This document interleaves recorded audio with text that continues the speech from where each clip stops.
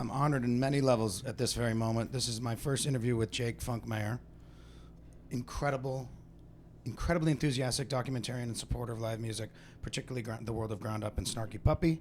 And I have sitting in front of me one of the great examples of that label, the House of Waters band, Max ZT, the Jimi Hendrix of the dulcimer. Sure.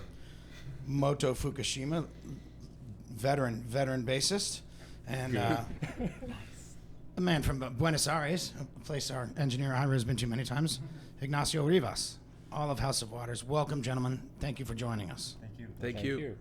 And the latest record was, how long has it been out? Maybe about 6 months or so. 7 months. 7 months now. Yep. It came out in February, and yeah, we've just got vinyl now. Actually, a couple days ago, so that's a new thing. But yeah, it's been amazing to be able to tour around the world. And to what extent are the songs growing in the live setting, and to what extent are you sticking to how they are on the release? I mean, from my perspective, it's grown quite a bit. You know, to be honest, the recording came about. You know, we had a whirlwind rehearsal and getting the compositions into a place that we were ready to record it very quickly at the end, and then we did it in 2 days. And then afterwards, we went on tour. Literally, 4 days later, we were on tour for a very long time. And so after that tour, and then the next tour, and the next tour, and the next tour, and here we are now. It's changed, or we've added sections, or subtracted things, or just the feel has gotten better. I definitely personally feel a lot more comfortable on a lot of the compositions now versus the recording. So every time I hear the recording, I'm like, all right, you know. But yeah, I think that was just a starting point. That's essentially the launching pad.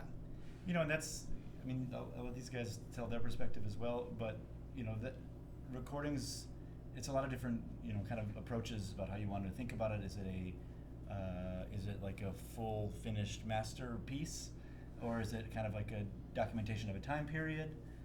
There's a lot of different ways to kind of think about it.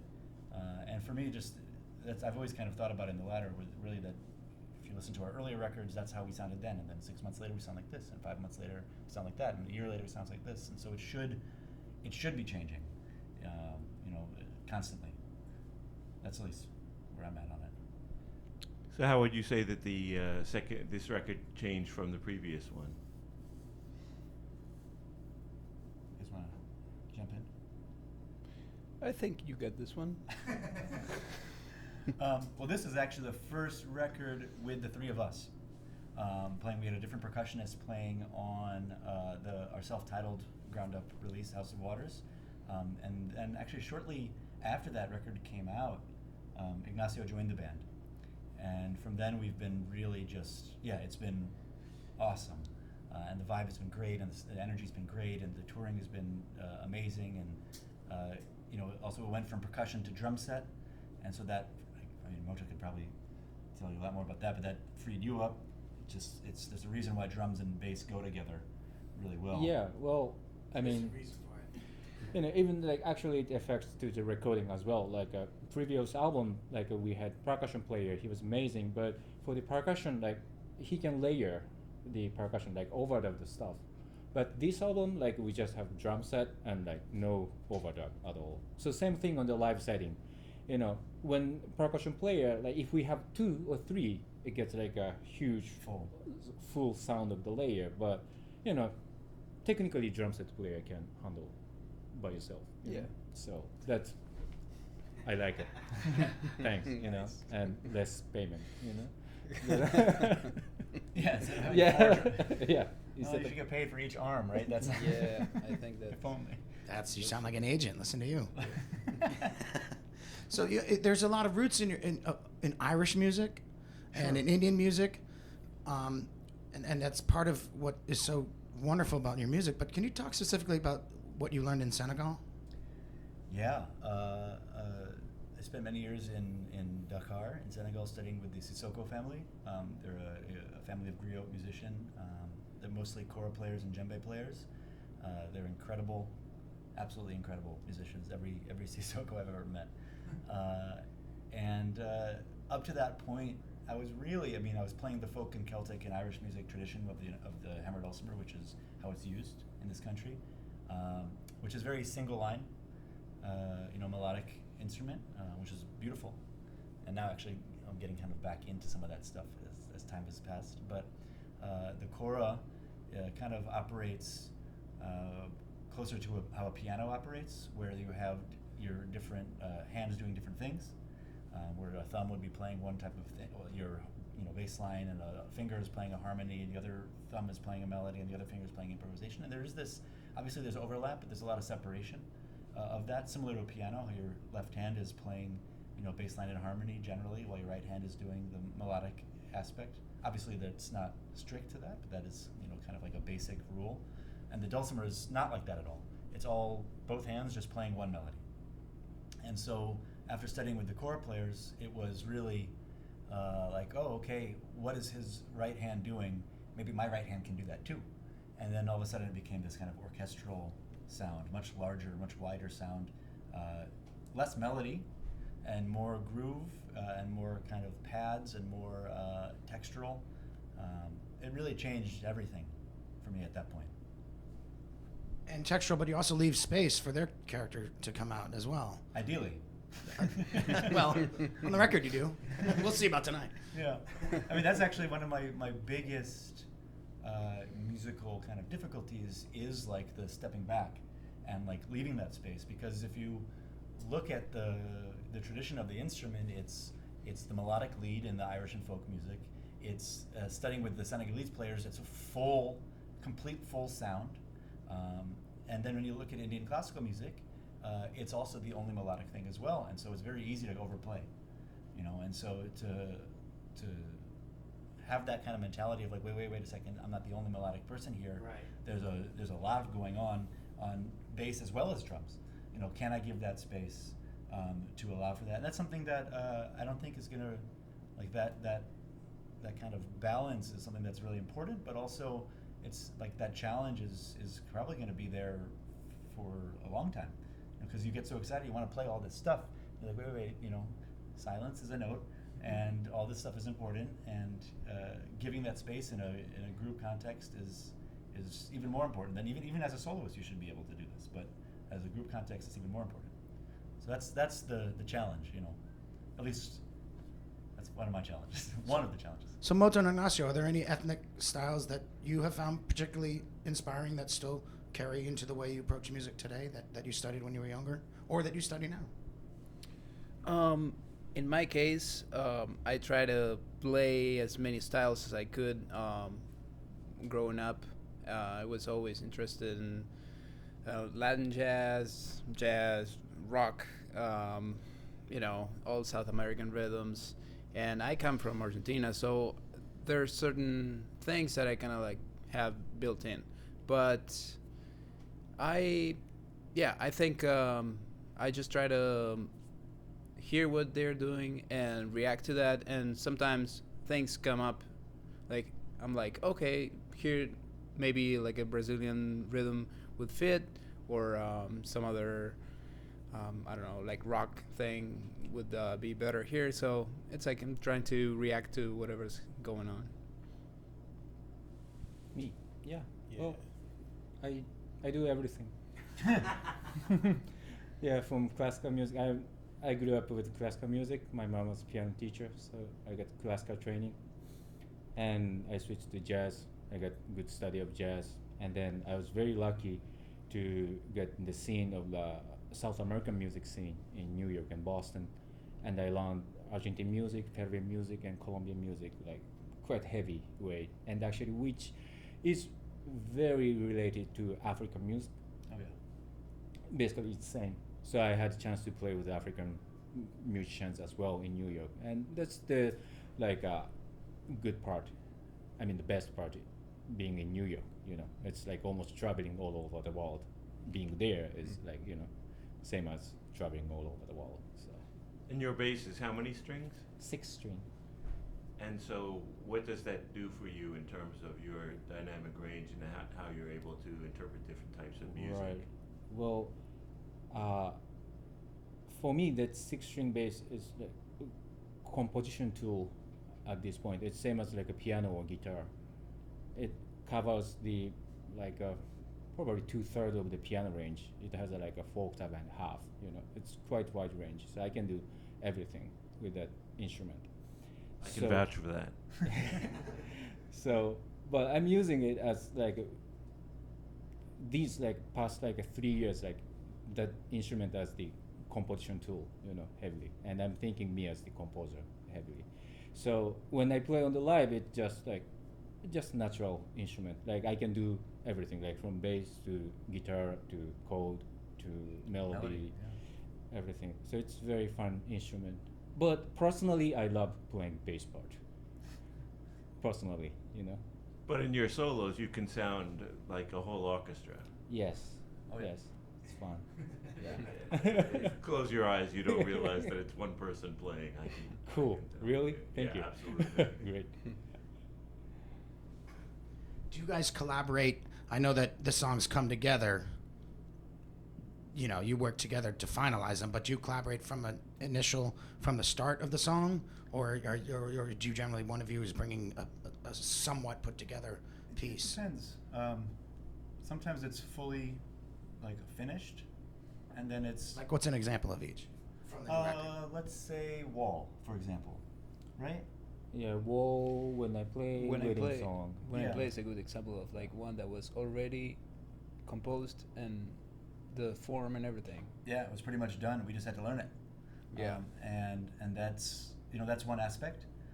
And then there's Kites. Let's say Kites, which because like, hey, I have this thing, let's bring it to the group, and then it's like, okay, cool, and then we want to bring it to this other thing, and then we start adding and layering things and finding hits and finding the arrangement and finding the form that we want to bring to it.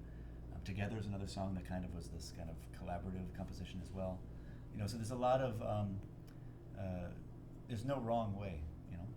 You can do it like, hey, it's done, and then obviously it could change, or hey, it's here's one idea, now what? Anything can happen. I know that a lot of people say they don't want to be classified, they don't want to be put into a particular genre, but in your case, you're obviously three different international representations, it's an unusual instrumentation for a group, and you sound like much more than three people. So how would you classify to the new person what kind of music you're playing, or is it just world music? Good music. Absolutely. It's hard. That's something that it's a beautiful aspect of our band, is that it can fit into every style you want. It can open for Snarky, we can open for a rock band, we can open for a salsa band. Like it can work in all these different worlds, but that's also that's a beautiful aspect. But it's hard, because it's sometimes people need to know that kind of relationship. Like, oh, what style is this? We'll have people that love our stuff, buy a bunch of CDs, and come up to us afterwards and say, "Cool, what was that? what kind of music is that?" And it's like, it's odd personally for me to be like, wait, why do you even care? Why do you need to put a label on that? I don't even think like that. But sometimes it's easier, it's more accessible if you think about it like that. Yeah. And so that there is elements of all these different things, that we bring into it. So we just kind of say good music at this point. I don't know, maybe world fusion? World Jazz Fusion Trio. Dulcimer trio, just another dulcimer trio. Oh yeah. Yeah. One of those. No, but we laugh about it. But when you're that eclectic, you can get left out in the field, So this brings me to Ground Up. It's amazing that they found you. It's amazing that they, have done such a great job shining a light on musicians that are uncategorizable, undefinable. And to music nerds like us, those are the bands we treasure the most. So, how did you first come in contact with Ground Up? Well, first off, before we get into that, just major shout out to Mike and to Ground Up for Michael League for really just supporting this band. Like you're saying, you can get left out. And just like, oh, you're too out there. We don't know exactly how to categorize it, and that's the difficulties you have with labels or management or booking or publicists. All the kind of business aspects of the industry. They want an easy sell. They want an easy pitch. You know what it is. That's it. Done. And that's I get it. It's much easier to sell something like that than it is, to sell something weirder, or not even weirder, something just like it's more of a combination of things. it's much easier to do that. But Mike was just, I'm just really grateful that he was open-minded and be like, oh, who cares about all this other stuff? Like, how does it sound? This is something that I like, and that's it. We met him through, actually, I think this is the origin story. I met him through Magda, from Banda Magda, and I think I met her from when we were playing in the subway. We used to play a lot in the subway in New York, and she was just like walking past and was like, yo, what is that? And then we stayed in touch, and I'm on a bunch of her records. And then I think she brought Mike to a 55 Bar show that we were playing. 55 Bar is this really iconic, tiny little jazz club in the West Village in New York. And it's like heavy history, just like you feel it when you walk in. And he was just there. And we met, and that was that. And then like a few months later, we had this record that was done that we were kind of shopping to the label thing. And he's like, hey, let's do it. I think that's the And story. we opened up for them before we got signed. That could be. So maybe there's a gap in there, Yeah. like a year or something. He called us to, hey, you guys want to open up for us? Yeah, playing in Ardmore. Yep. In Philly, near Philly. There's a great Ardmore Music Hall, and we opened up for them, I guess maybe about 6 months to a year before the record dropped. Mm-hmm. I think we might have already been in touch. Yeah. You guys About- were already. Yeah, because it's a long process. Like you finish the record, you get the label on board, and then it's like, okay, a year before it comes out. Very common. Yeah, well, we already actually signed. You'd already signed Yeah, it. I remember. Yeah. Now Okay. I remember, yeah. Okay. But the record hadn't come out yet. No, maybe. yeah. Exactly. And yeah, I mean that's something that we talked about earlier, where it's how has it changed? It's like it can change from the time that you finish recording it and agreeing on releasing it to the time that it's actually released. Like that year or that 6 to 8 months, it's like it's different. So even by the time it comes out, you're like, yes, it's out. Wait, but I play this differently now. So it's just a funny aspect of the how to release a record. This gap, but yeah. Well, it's definitely something that the Ground Up label and Snarky in particular kind of fosters that creativity to say, this is the record, but when you go to a show, that's not necessarily what you're going to see. I mean, Yeah, and especially now, where recorded music is becoming less important in terms of the revenue streams, of a band. It's really falling down to the live performance. Like that's where you make your money, and you make the ability to sustain this kind of creativity, and that's actually a really exciting, part of the industry now. Is like everyone's freaking out about streaming and no one's making any money. This, which I get it, but it just means that the only way to really do it is to be able to play it. No more just fixing it in the studio and selling those records. You have to be able to play that live, which we were talking about the griot culture in West Africa before. I mean, that is literally what griot culture is all about: is the community-supported art. It is they are the cultural ambassador of this, this area of the culture. So the only way to, that's basically what we're doing now. We're kind of being supported by each community that we go to, from Atlanta to Nashville to New York. Wherever we're sitting, wherever we're playing, we're getting that support from the local, the community, and that's actually really cool. That's we haven't had that culture in America before. We haven't had that wandering minstrel, traveling bard type of aspect. The West Africans had it with the griots. You'll have it all throughout Europe. You'll have it in Asia. You'll have it in India. You'll have it in South America. You never really had it here. Maybe there's a small period in the 20s or 30s with the blues musicians, but it was a decade, 2 decades max. India's been doing this for 2,000 years. So it's actually this is maybe the American griot. This is time for this kind of traveling musician and storyteller and history keeper of the culture. It's exciting. I mean, to be here now. Everyone freaks out about the recorded thing and Spotify and whatnot. It's like, okay, sure, but it's exciting for the fans, especially. That's good. Yeah. Absolutely. And so tell us about the history of how the three of you came together. We talked about Ignacio a little bit, coming in a little bit later, but how did you all connect? Through friends. Yeah. Yeah, New York. New York. New York. Yeah. That's the short answer. Near and dear to my heart. Yeah. But were there? I mean, there used to be a place called Tonic. Are there rooms like that where you would just, where it was? You've heard of Tonic? Yeah. Really encouraging experimental music. Are there still rooms like that? And is that the kind of place where you guys would have come across each other?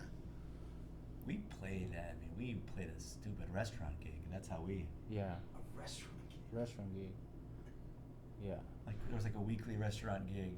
But that place was for music actually. It was like every day they book like a very good music. Yeah, and always rotating, and Yeah. so maybe that would be a place. Jules, Mm-hmm. what's the name of it? Is it still open? I think so. I think hope they're doing so. less. Yeah. So at this point, have you toured around the world? Yeah. So you've been to Asia and you've been to Europe with.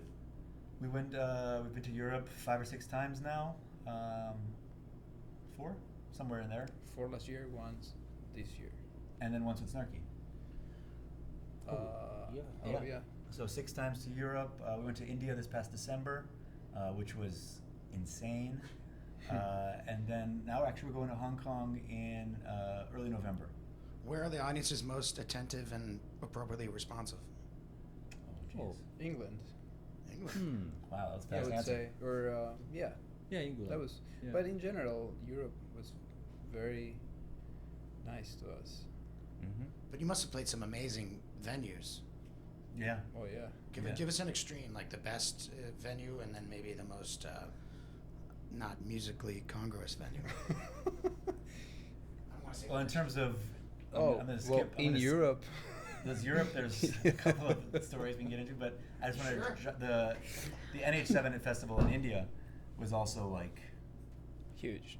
yeah, it's 15,000 Probably the people. biggest venue we played. That was insane. That was like all 3 of us. We play a ton, and there's sometimes big audience and sometimes small audiences, but we never really kind of have that kind of wow. I personally, at least, haven't really had that wow moment until like I remember all 3 of us walked out and we were like, "What is this situation?" Because it's a sea, of 10 to 15,000 people outdoor, and like they're already losing their mind before we even start. So we're like, okay. How are we gonna talk about whatever This, they're just like the energy is that when you get that many people together. So that was pretty bonkers. But in terms of Europe, playing the O2, Brixton was pretty crazy. We Oh, did that yeah. with Snarky, opening Yeah. for Snarky. 5,000. The O2 Arena? Yeah, How many people? 5,000. Not the So- arena. The And you said England. Brixton. No. It's like a closed place, Okay, but yeah, no, it it's not fits 5,000 people. but they were attentive. Brixton Academy. Yeah, O2. I've got a couple Dylan bootlegs from there. I think Yeah. Romance in Durango was played there. Yeah, the that was last an time. amazing venue. That's insane. No, but they listen when you're opening for the Snarky audiences are really Oh, giving you a good yeah. ear. That actually helped us. We went to Europe 4 more times the next year, so that Played WOMAD. yeah, that opened us like so many doors in Europe. Yeah, that was. That's the other thing that we got to give like major thanks to Ground Up and Snarky for thinking like that.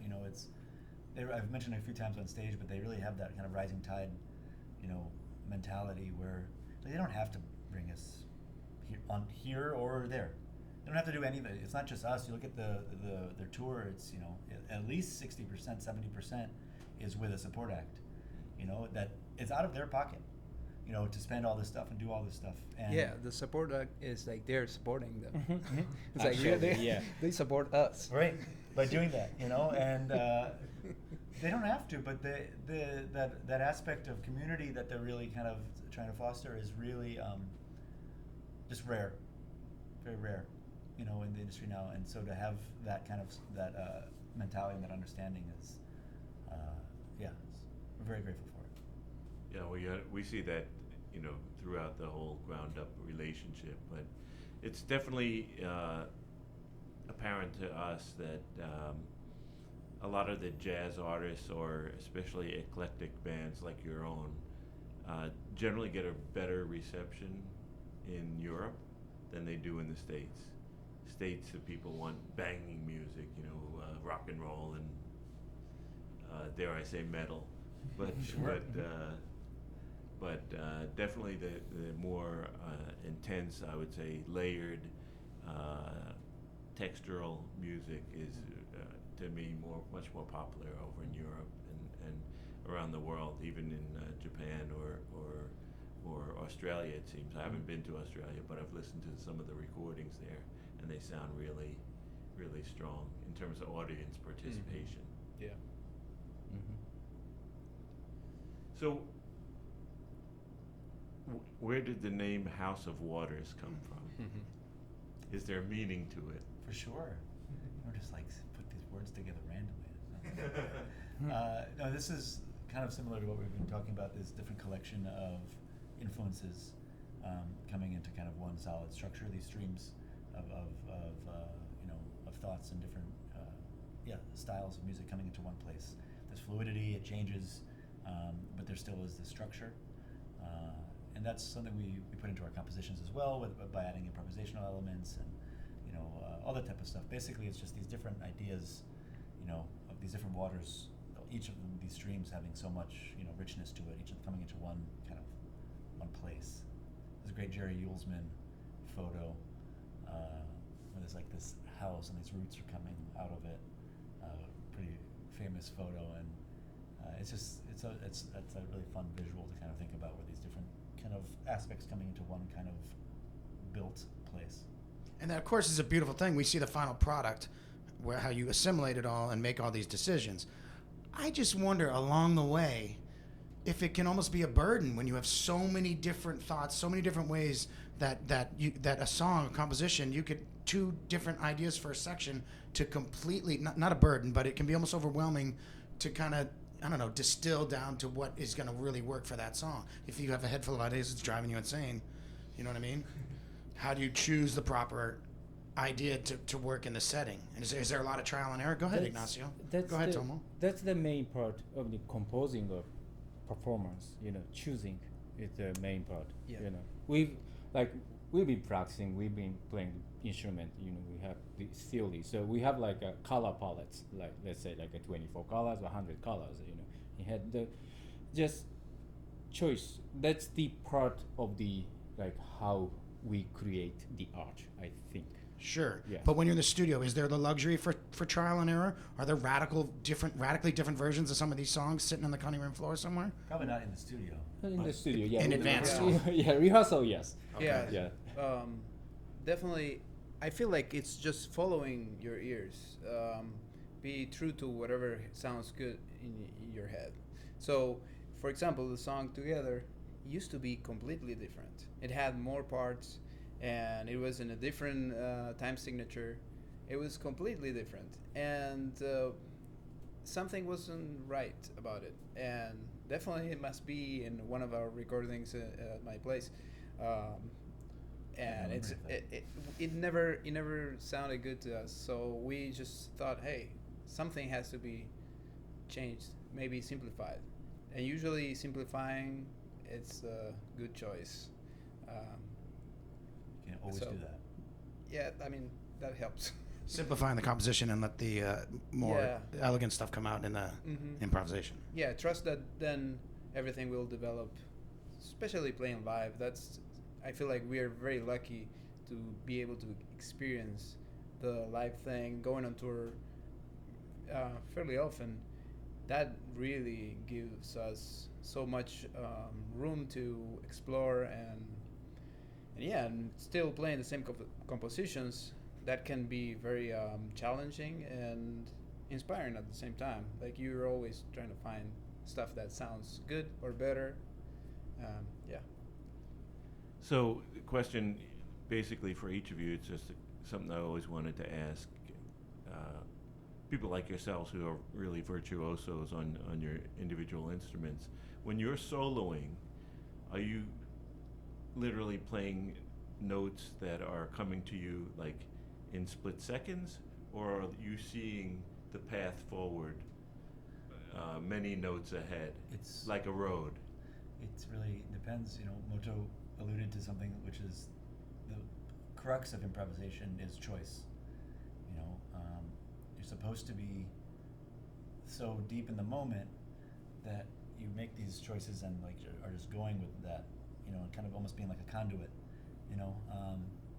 If you have pre-fixed things, then that's not improvisation anymore. You know, it could be a planned improvisation, but it's not true improvisation, and that's something that, at least for me personally, I of course struggle with. You know, that's presentness. It's hard. It's hard to do that. And so when soloing, I sometimes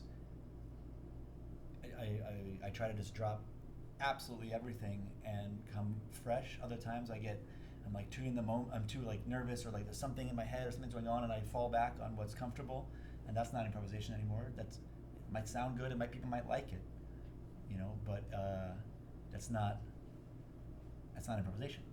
And if that's something that we're trying to have as a part of the, you know, one of the components of the band, then like you have to be careful. You have to work on yourself. It's not just the technique. It's also the you know, working on your heart and your brain, you know, to shut up this socially acceptable schizophrenia, you know, that we're all okay with, and just actually be, you know, and actually be in that moment. Sometimes it'll sound great and be like a wow moment for the artist that's doing it, or for the audience, or for the band members.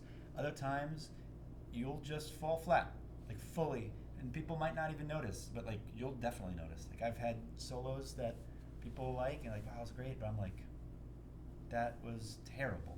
Like that was awful. You know, I didn't know where I was going. It just kind of, okay, now we're done.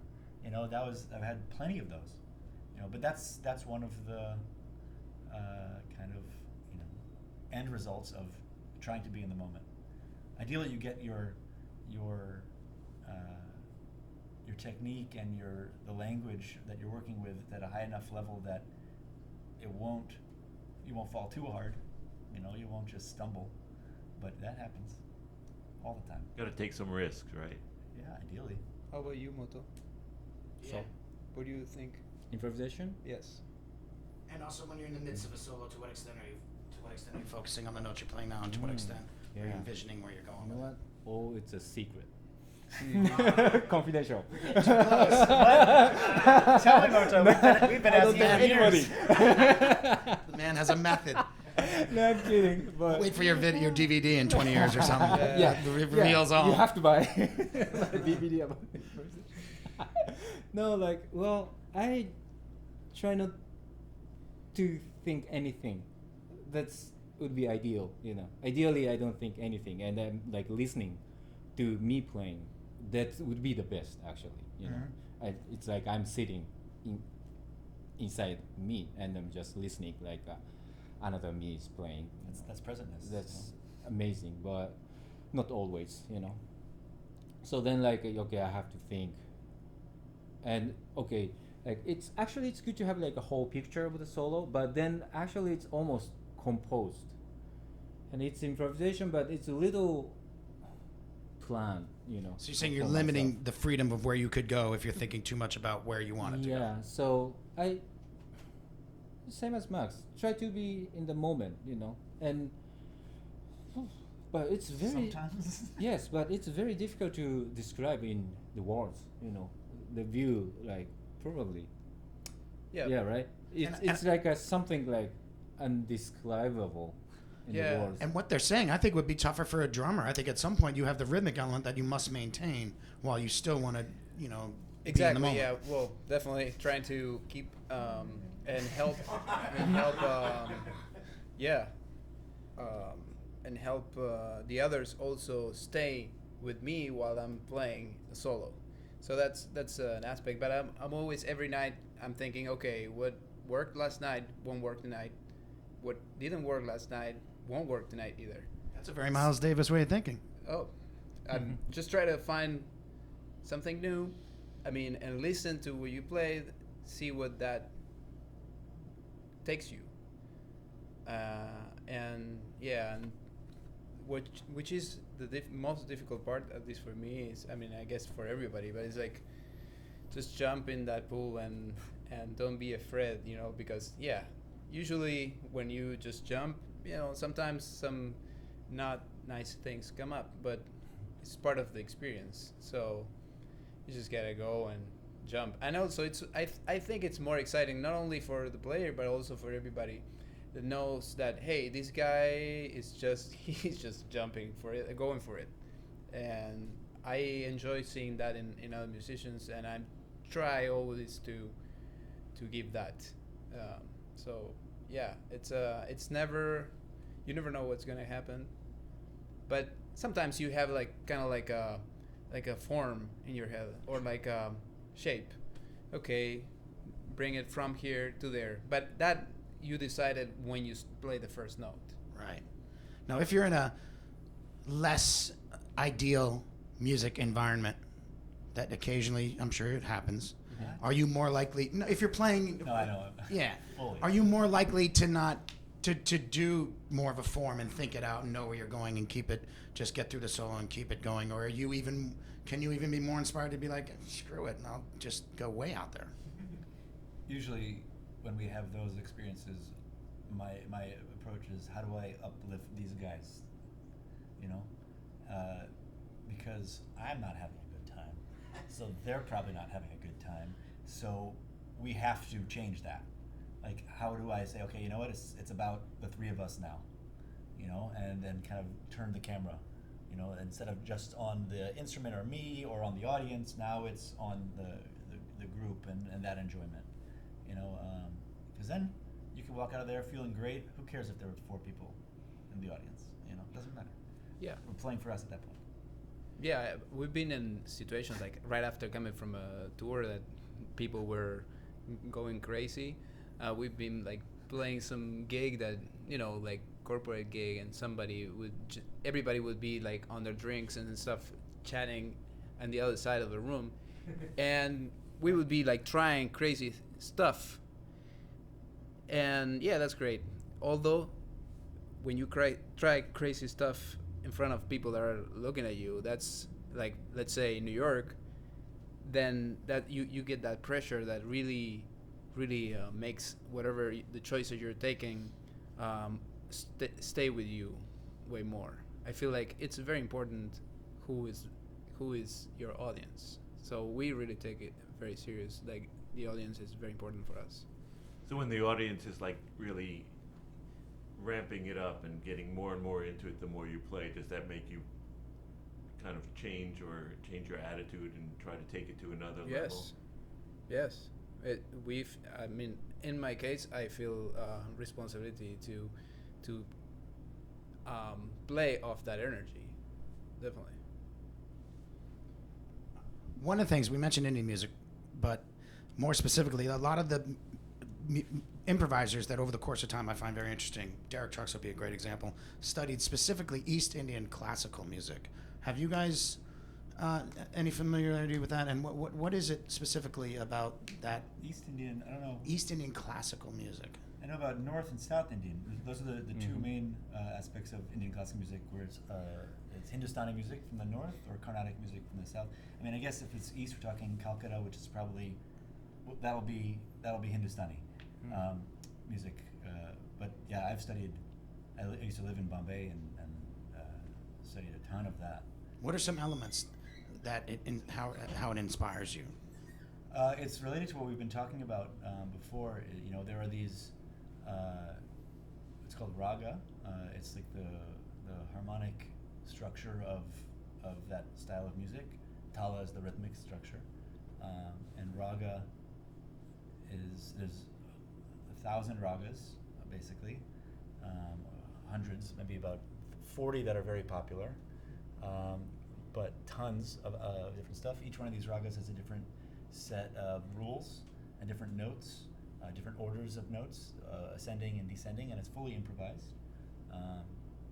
You'll have a what's called a gut, a melody that will come in and out. It's repeating, but generally it's a very small component of the performance and of the music.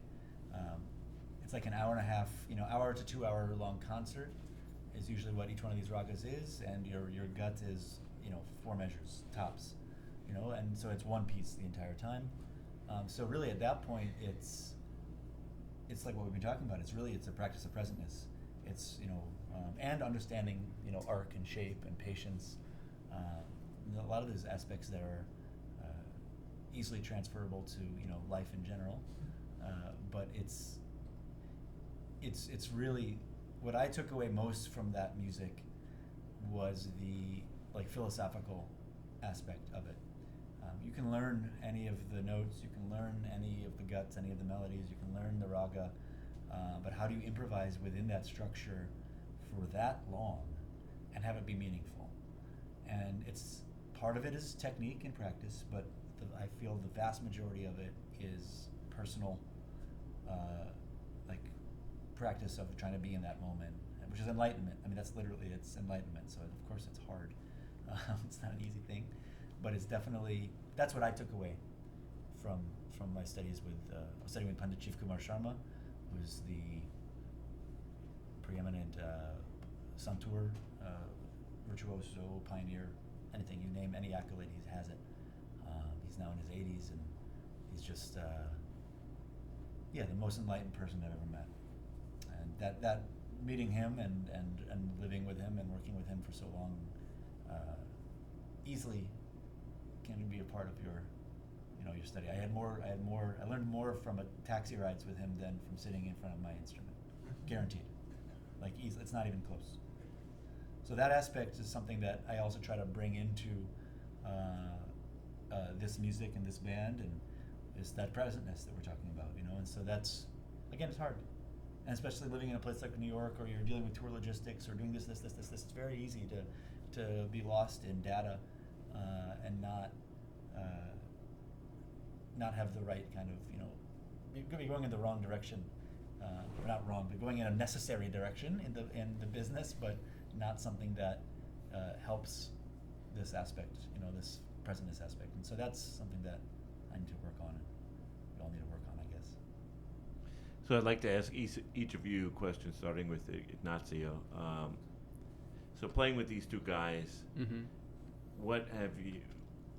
how did they make you better or different than what you were, prior to playing with them? What you learned from them, perhaps?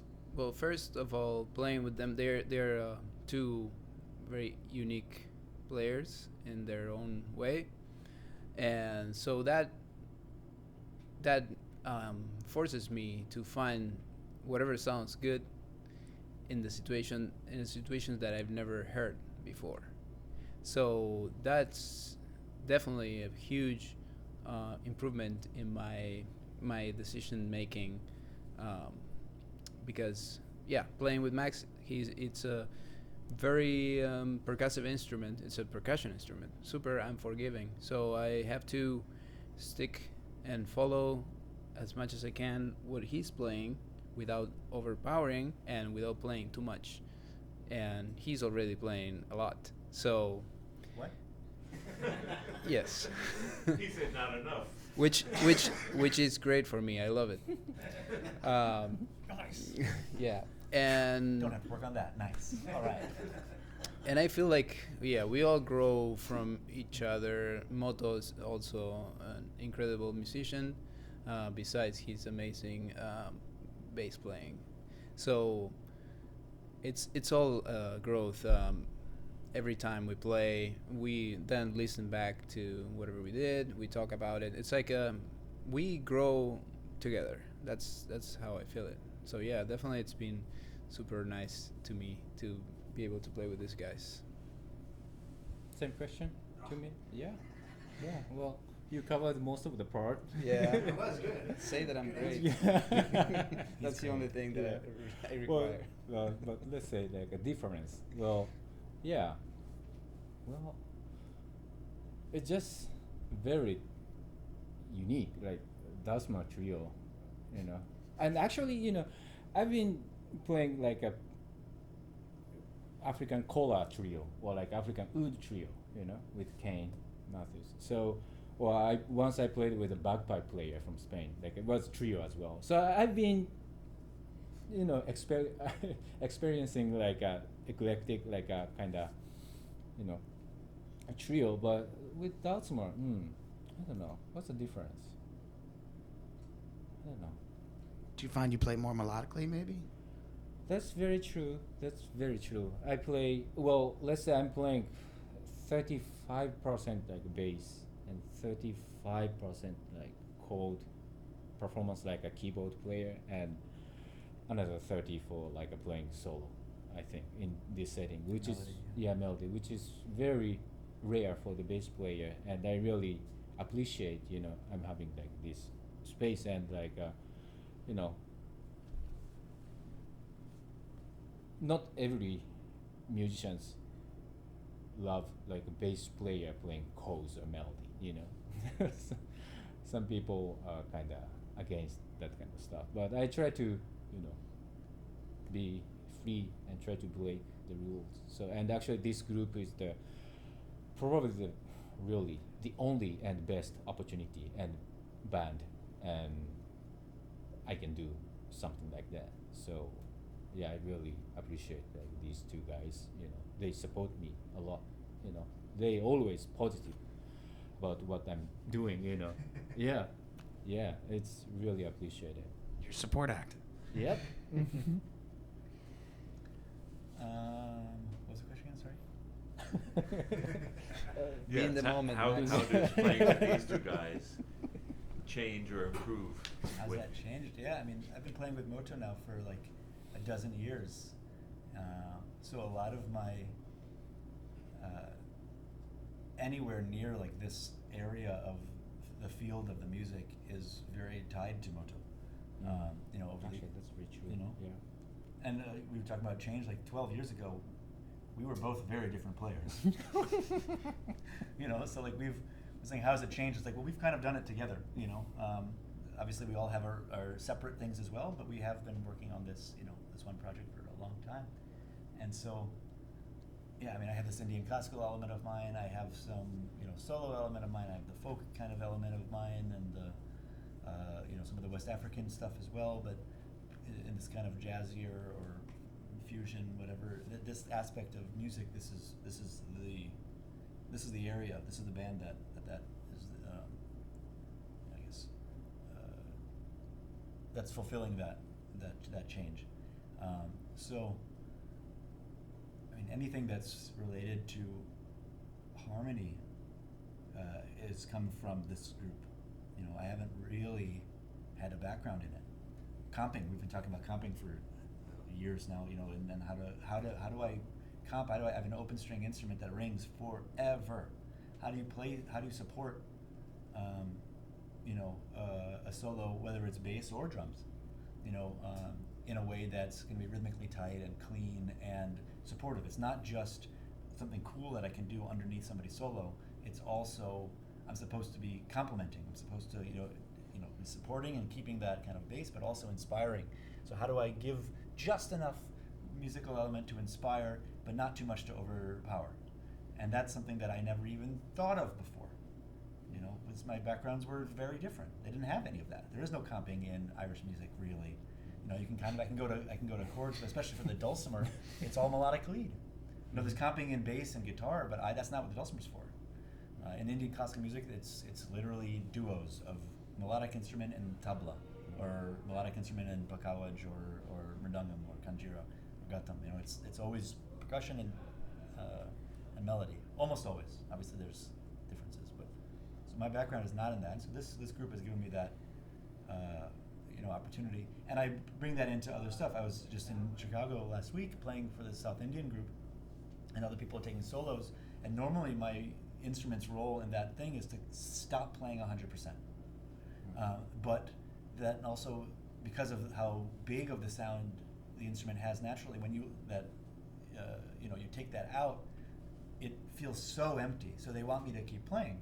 So now all of a sudden I'm bringing in these different, comping techniques that I'm learning from here into there, and it sounds awesome, and they feel supported as well, and it's a whole thing there. So, yeah, I mean, what is standard for kind of like the jazz world stuff, I guess that's what that was not standard for me, and now this group has kind of given me that opportunity. To what extent do you listen to your live recordings, whether to evaluate how things were executed or to find a kernel for something that could become a future song, which, by the way, when you solo and feel unsatisfied with your solo and the crowd responds, that might be something you'd mind. You'd go back on a clear head and be like, wait a minute, I did that. Maybe I could turn that into something else. Yeah, all the time.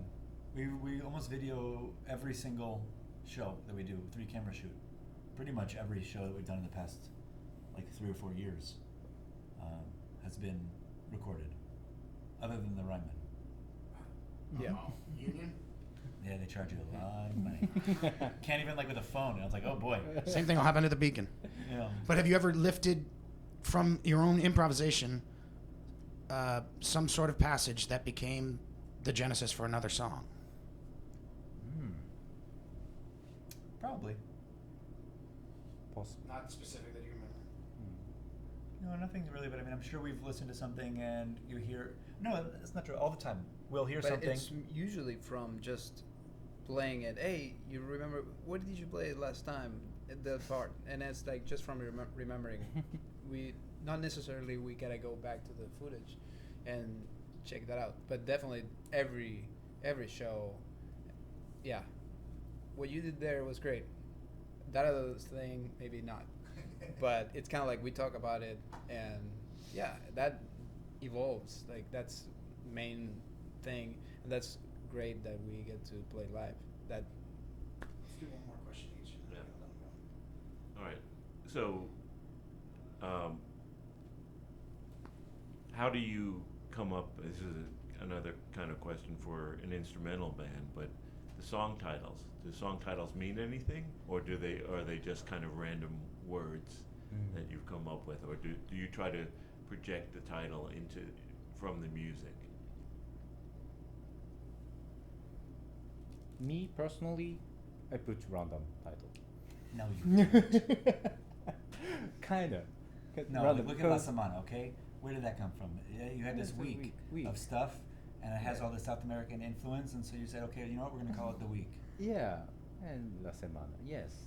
Yeah, but I try not to give any impression or idea from the title. It's just my personal thing. You know? I just want to give like very open, like minded stuff, and then listeners can decide whatever like image or ideas from the song. You know, I mean, I'm not against to have like a title of a saying or telling something specific. You know, I just wanna make it very free.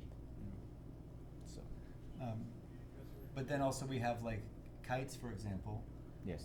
which was kind of inspired and started right after a friend of ours passed, and he wrote a movie called Patang, which is this amazing movie, and Patang translates as kites, and so this was kind of like a shout out to him.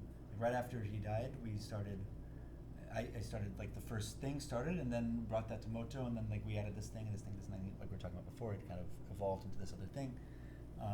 But the initial inspiration was this kind of like wind and something being caught in the wind and being like thrown off and let go, and like sometimes you're controlling it, sometimes it's out of your control, whether the line has been cut or it's just going like crazy, you know. And so that Kites is an easy example of, you know, a title that is related to the composition. Other times it's, you know, less direct, maybe color. So this is, other than being in the suburbs, this is your first time in Atlanta tonight? Performing, yes. We played in Woodstock, Georgia in July, which you came to. Do you know how many bands are jealous you're debuting in Atlanta at the Tabernacle? There are major acts that can't get into this room. That is amazing. God bless Ground Up. Yeah. Did you have another? Well, how about when I hear your music and I saw Ravi Shankar's name in your bio? I'd love to. We are very good friends with his daughter Anushka Shankar, so that would be something that would be really cool to do together. Stevie? Jeez, I don't know. I mean, it's like Dreams, everybody. I mean, you name it. If there's a, yeah, I don't know. Take the answer. You guys jump in. Well, if Yeah, Iron go Maiden, for it. what? Go for it. I don't know, it will come naturally, you know. Yeah, Right? yeah. I don't think there's like a style of I wouldn't mind opening for anybody that I like, like because I think this music goes with anything. Radiohead then. Oh yeah, Possible. Iron Maiden. why not? I bet. And by the way, that's one. Yeah. All these different ground up artists, all of them seem to, to some extent, be influenced by Radiohead. Did you join them in that? I didn't get into Radiohead until way too late, and now I like them. So I missed a lot. Like, second half of college is when I was like, okay, what are these guys? Okay, his voice, what's the deal with the voice? Oh, actually, this is amazing. It took me a minute to get into it. There's bands like that, of course, but they're amazing. Well, as we said in the intro, Rising is the new CD. It's on Ground Up. It's very much worth your time, as is the entire catalog of this wonderful band, House of Waters. Thank you so much for giving us time